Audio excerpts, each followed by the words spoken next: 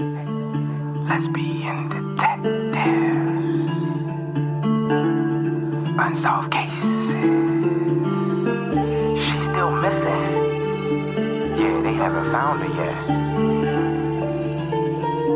Well, let's talk about it. They say he vanished without a trace. Could it be a psychotic break or a tragic accident? Police don't know where the body went. Unsolved murders, body still missing. That's unheard. Where's the witness? Lesbian detectives, what's going on? City on high alert, this out the norm. He did what, the who? Man, that ain't real, these crimes ain't true. Then come uncover these theories with us. We live right now, tuning in is a must. Lesbian Detectives. Lesbian Detectives. We about to start the show, so get your popcorn ready to go. Pay attention to the message. I present to you the Lesbian Detectives. This is Lesbian Detectives. I'm Sierra. And I'm Elizabeth. And we are here to talk about missing and unsolved murders. We are discussing cases that you have forgotten about or never even heard of. So sit back, relax, and let's start this podcast.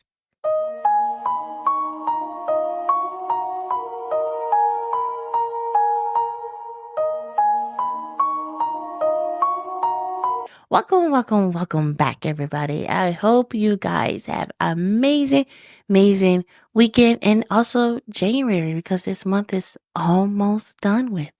I am excited for the new year. I'm very excited. I have a lot of goals that I cannot wait to accomplish. And when I accomplish one, guys, I will tell you. I'm ready for vacation, honestly. That's true. We have a big vacation in like October or November. We really don't know what month yet, but we're so ready for it. Yes. I had a lot of people ask for case suggestions, and I am going to try to complete all of them. Some of them I was like, never heard of. I was like, wow, what is this case about? Right. So guys, I have your case suggestions, so please be patient with me. I am on my way to do it. It's coming, guys. It's coming. Let's start this episode. Today's case takes place in the summer of 1995.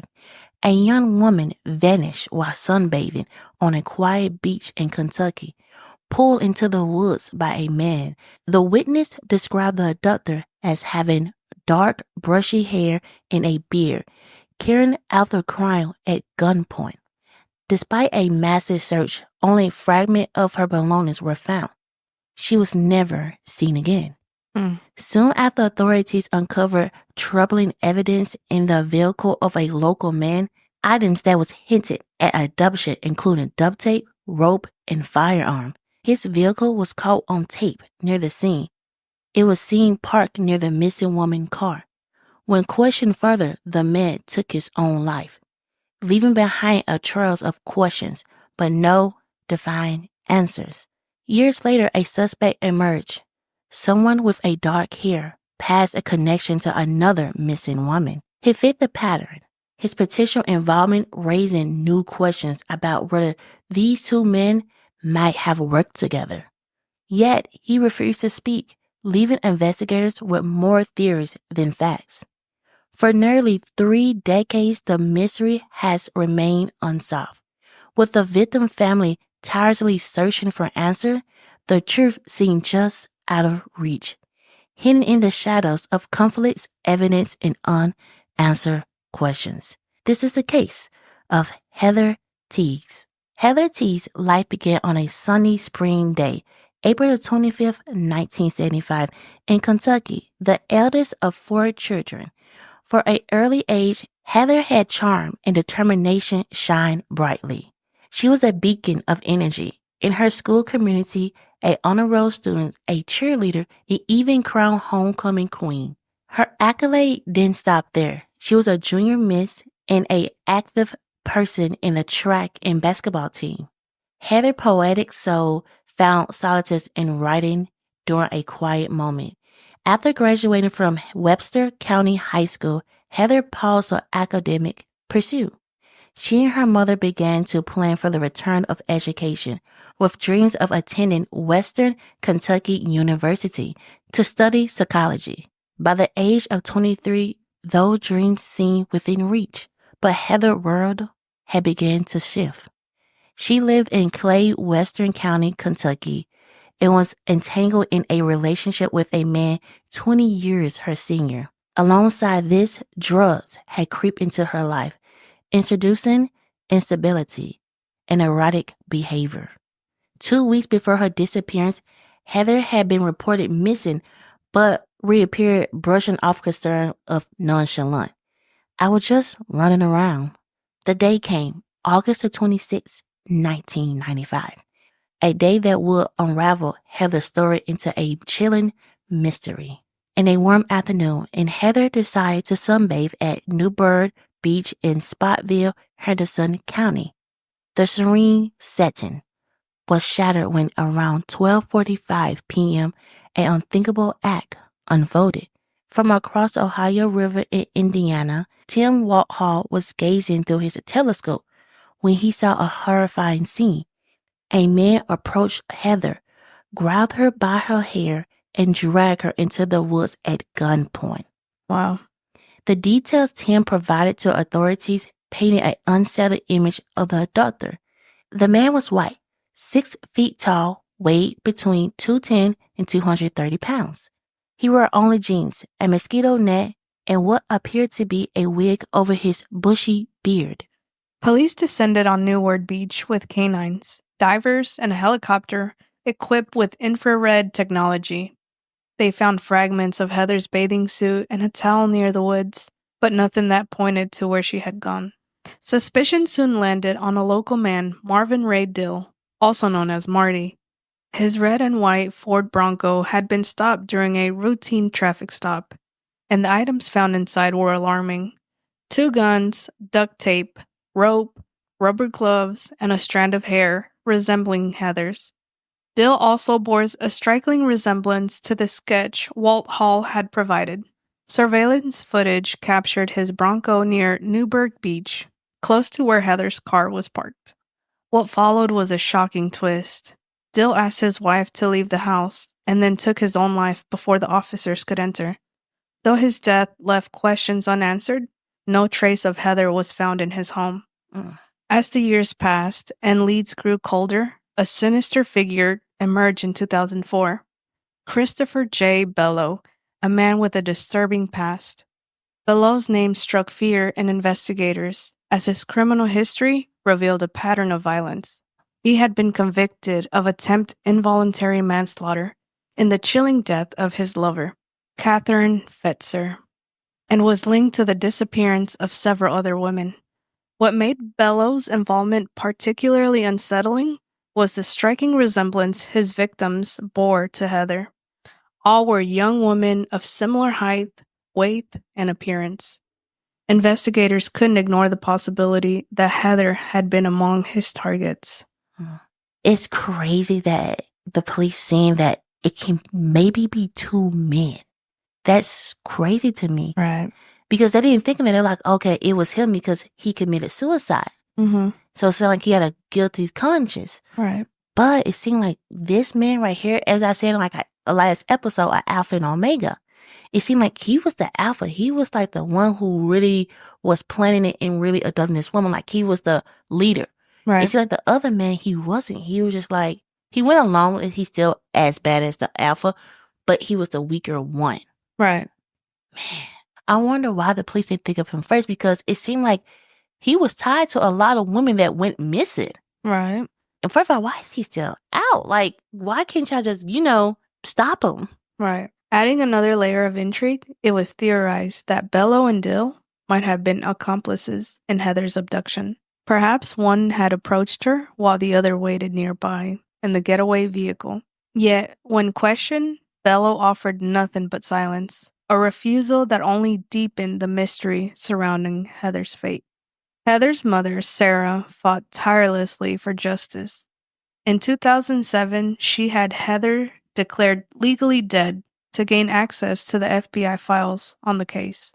As years turned into decades, Heather's mother, Sarah, refused to let her daughter's case slip onto obscurity.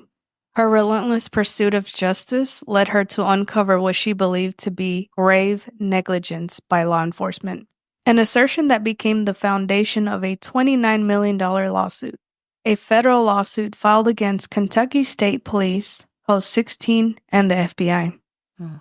Sarah's resolve was fueled by an unwavering faith and a moment of revelation. July the 27th of last year, God gave me the words, she recalled. An undeniable truth is coming they can no longer deny. They will have no choice but to tell our family. 2 days later, I sat down in Heather's room with a computer and opened the state police files. There it was, a mislabeled audio. The audio in question sent shockwaves through Sarah. It captured a conversation involving Marty Dill's attorney, who stated that Dill did not match the description of a man witnessed. The audio in question sent shockwaves through Sarah. It captured a conversation involving Marty Dill's attorney, who stated that Dill did not match the descriptions of the man witnesses saw abduct Heather. Witnesses' accounts had consistently described the perpetrator as a man with dark, bushy hair and a beard, an image that didn't align with Dill. Marty Dill was bald, Sarah emphasized, holding up a photograph of him taken shortly before Heather's disappearance. He was clean-shaven when he was in Webster County Jail on July 15th. This shows you that he was totally bald. He did not have the beer belly or anything. Despite the discrepancies, Dill remained a focal point of the investigation. He tragically took his own life when state police arrived at his home to question him, leaving behind more questions than answers. But Sarah believed this critical piece of evidence, the mislabeled audio, vindicated her long-held suspicions that the case had been mishandled. In December of the previous year, Sarah presented her findings to Henderson County's prosecuting attorney, Mr. McKee. His response offered a glimmer of hope. The evidence, he stated, needed to be reviewed by the Department of Criminal Investigations. For Sarah, this moment was a turning point, providing the strength to continue her uphill battle. On the day she filed the federal lawsuit, Sarah climbed the steps of the federal building in Owensboro, buoyed by the presence of friends and family who had traveled from as far as Ohio to support her. Their collective determination served as a testament to Heather's enduring legacy.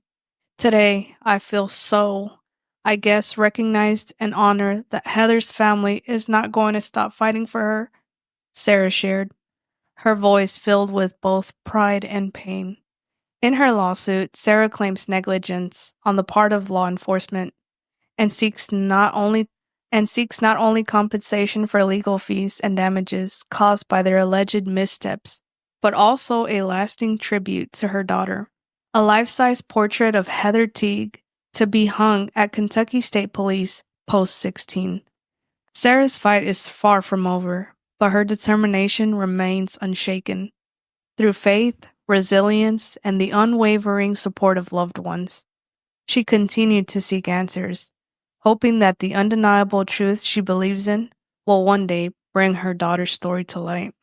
Despite the passage of time, Heather's case refused to fade onto obscurity. In 2012, her story was printed on decks of playing cards, distributed in Kentucky prisons, keeping her memory alive. In 2024, a $10,000 reward was offered for information, reigniting the hope for resolution. To this day, the woods where Heather vanished remain silent witnesses. Her mother's fight continues, fueled by an unyielding love and a desperate need for answers. Heather's disappearance is a chilling reminder of how quickly life can turn, leaving behind only echoes of the vibrant young woman she once was. Before we end this case, let's remember the young lady that went missing. Heather Teague was a vibrant, compassionate young woman with a bright future ahead of her.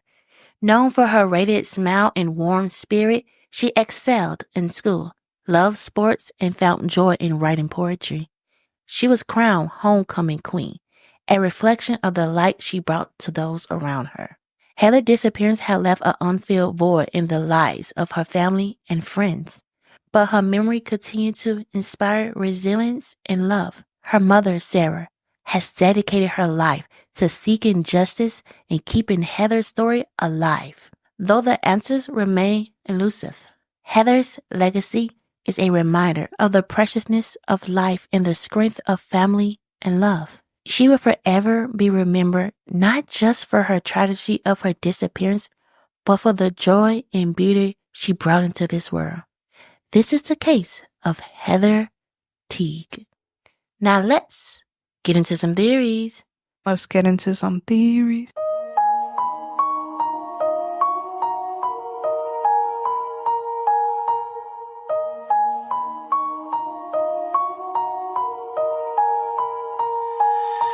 You or me? Ladies first. Thank you. I do think that it's probably both of them. Yeah. I think it was Christopher and Marty. Mm-hmm. I think they worked as a team. I don't know who the witness really saw because it seemed like Marty was bald, but it seemed like Christopher did fit the description. Right. So I feel like the mom was saying like, hey, it's not Marty. It seemed like this was all Christopher to me. I feel like, I'm not saying like, oh, Marty wasn't involved. I feel like he was. But let me call him out right quick. You weak as hell for killing yourself. It was so many things unanswered because he did kill himself. Right. I feel like he was involved. Let's just put it out there. He was involved. He could have broke the case for the police. Right. I feel like they was on the right track. If they really got to Marty, they would have found a lot of answers because it seemed like he was the weak one. Because for him to kill himself, he knew he was caught. Right. But to me, he should like wrote a note and say, yes, like I did it or something. He should have went out letting the police know like, okay, yes, I did. I killed this person, this person, this person. Well, whatever he did wrong, to me, he should have said it. That's the right thing to do. But if his loyalty rests with Christopher, like he's going to do what's best for them. Mm-hmm. I wonder if the police, ever like look into them, like how did they connected? How did they get involved and who was their first victim and go on and go on and on? Can they see a pattern? Because to me, I don't feel like Christopher stopped. Let's just be honest. A man like that, do you really think he just stopped killing? No. Because it seemed like a lot of women that went missing or murdered, it was to him. Like they're like, okay, like it seemed like he probably was involved. The police connected a lot of these victims to Christopher. Why didn't they ever prosecute him? They didn't have no evidence, really. It's like, that's one thing that's hard about some of these cases is that they know who might be a suspect because I'm going to say might or alleged that could be a suspect. They just don't have the evidence to say it's them. Because sometimes killers or serial killers, they are very smart. They know how to hide because they learn after each kill how they cover their tracks. Right. Because you see the witness say like he was covered, like he made sure like no hair was gonna land on her. Right. I just feel so bad for Sarah because it seemed like her daughter was just like a bright. And then I don't know where her daughter is going through a terrible trap. And it seemed like her mother was trying to help her like, okay, like it's okay. You're going through this situation, but we can get you out of it. And for her just to get kidnapped. And I'm going to say one thing. I know he's really not involved in this case, but Tim, the man that was looking through a telescope, that was still kind of creepy to me. Why are you looking through a telescope, sir? And watching a young lady? Because he was watching, let's just be honest. Yeah. He was watching her for a minute. Okay. You couldn't just like, oh, I looked and I saw her. No, he was physically, because she said. Was it a binoculars no, it's or a telescope? Telescope. Oh, yeah, you point those to the sky. Mm-hmm. That was still kind of creepy to me because I feel like, shoot, did you play a hand in it? Unless he heard some screaming, then he was like, okay. What? No. Let's be honest. This man he saw her sunbathing. We all know how you sunbathe. You sunbathe like no bra, well, no top on, no panties on, like you take them off or you won't get the lining. Right. I have never sunbathed a day of my life. So hopefully I'm saying the sunbathe. I haven't even air dried. So I think that's how you sunbathe, guys. So don't judge me for this part. But I know you take off your top. I know that for sure. I don't know if you take off your bottom, but I know you take off your top. I know you face forward and face backward. She was on the beach, beach. Well, that's a public place. But that's the risk that you run. But he's watching. Let's think about it. He's watching because he like, oh, she's sunbathing. If he saw her scream, he wouldn't saw that she was sunbathing. If you put the pieces together. If you didn't want to be seen naked, would you go to a public place? No, I'm not saying that. I'm just saying that this man, like, it was kind of creepy for him to watch her sunbathe. I don't care that she was in a beach or anything like that. You were still creepy for watching. Yeah. Like, at the end of the day, it was creepy. I wonder how long the man was actually watching. Because everybody said it did take him a while to call the police. I think he knew, like, he was going to get in trouble. Like, yeah, I did watch her something. You know, like, how was he going to explain to the cops? Like, yeah, I witnessed this, kidnapping and how. Yeah, but the bigger picture was that he was trying to help the officers find the suspect. Mm-hmm. I think the person that kidnapped her was Christopher. I think Marty was helping him, but I think Christopher was the one in the act that actually did it.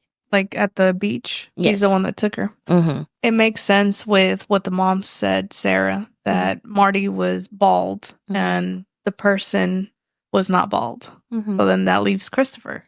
And let's be honest, even though I said that police doesn't have evidence to solve so many crimes, they could get the evidence.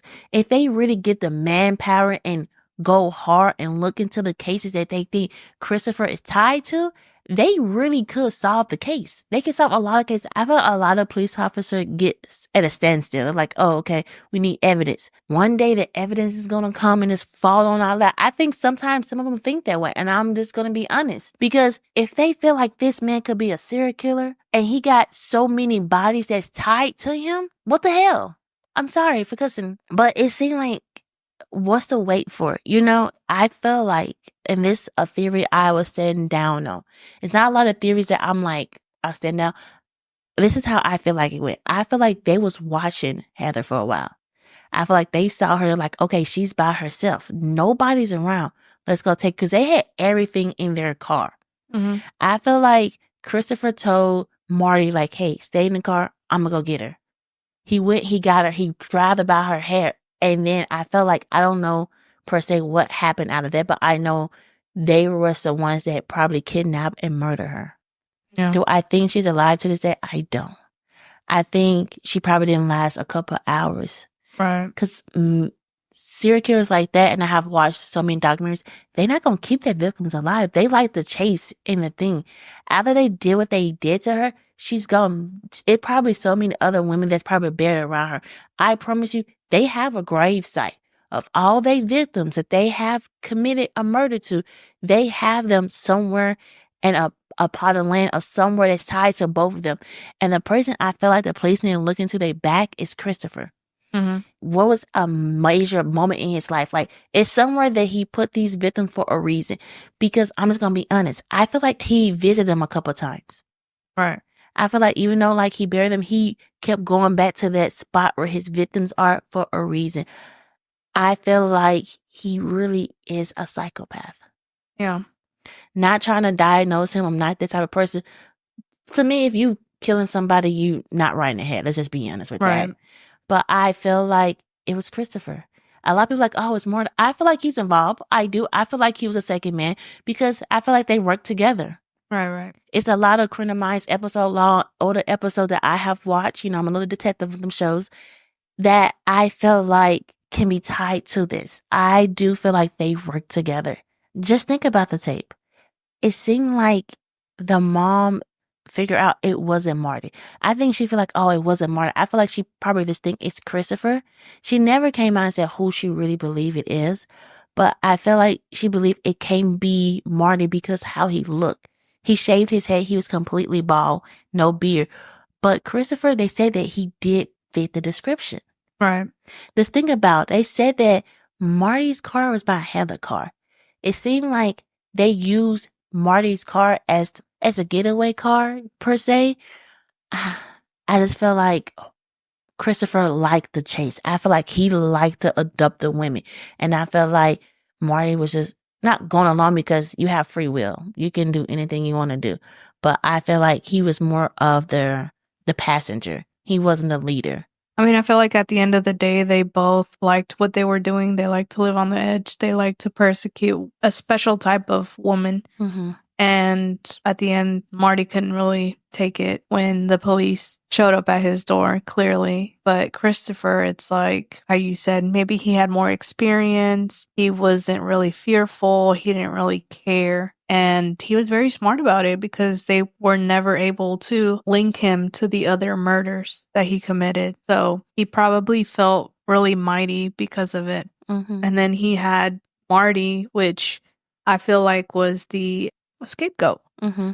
If something did go wrong, he was going to blame it on Marty. Because they used his car. Because he could say, like, hey, like, yeah, my DNA in his car because, like, you know, that's my friend. But you found everything in his car. You didn't find nothing on me. That's another thing. You're right. He used him as a scapegoat because things were found in Marty's car. Not nowhere Christopher, because that's why they have no evidence. Exactly. Bam. Or maybe he also, like, brainwashed Marty. If, in case the police ever came knocking, he's like, hey, you better just unalive yourself because, you know, they're going to treat you like this or like that. Like, they can never find out. Maybe it was some also kind of mental brainwash or we believe Christopher was the alleged mastermind behind everything. I agree. Like, we've been agreeing on a lot of theories, I feel. I don't think last week we agreed. Guys, tell us your theories about this case. This is a doozy. I feel like it can be solved. I feel like it can be solved if the police really look into Christopher like he's supposed to look. And I'm so sad that her mother is going through this, that she's fighting.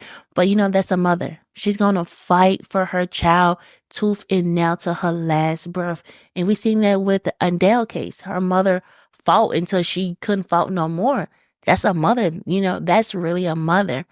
We are on all social media, so please come follow us. I do True Crime 1 Minute. I post it on TikTok, Red Note, Shanghu, and also YouTube. So please come follow us, subscribe, hit that notification button so you do not miss an episode. And also, please give us a 5-star rating on Apple Podcasts and Spotify. Everywhere you can rate us.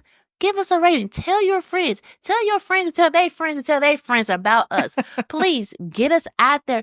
And this is Lesbian Detectives. I'm Sierra. And I'm Elizabeth. And don't forget, everybody's a suspect. Until proven innocent. Bye. Lesbian Detectives. Unsolved cases. She's still missing. Yeah, they haven't found her yet. Well, let's talk about it. They say he vanished without a trace. Could it be a psychotic break or a tragic accident? Police don't know where the body went. Unsolved murders, body still missing. That's unheard. Where's the witness? Lesbian detectives, what's going on? City on high alert, this out the norm. He did what the who? Man, that ain't real. These crimes ain't true. Then come uncover these theories with us. We live right now. Tuning in is a must. Lesbian Detectives. We about to start the show, so get your popcorn ready to go. Pay attention to the message I present to you, the Lesbian Detectives.